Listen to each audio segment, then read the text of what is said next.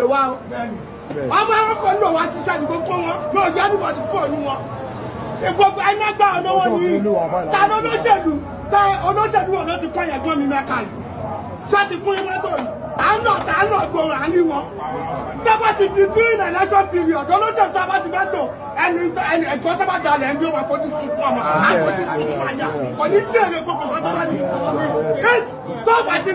Tábà ti máa jẹ́ 20-30 million bọ̀dẹ̀ tábà ti wọlé àkínlódún wọlé wọn kì í fún ọ lówó tó ń ta lè máa bọ́ ọjà lélẹ́yìí.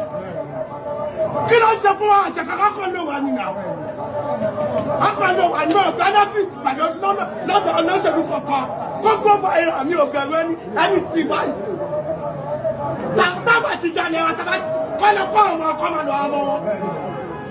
Tábà tó tí òkè wa ẹ̀ dánú àfẹ́ ẹ̀ fún ọ lọ́wọ́ gidi tábà ti wọlé àníjọ́ ọ́fíìsì yìí mọ́.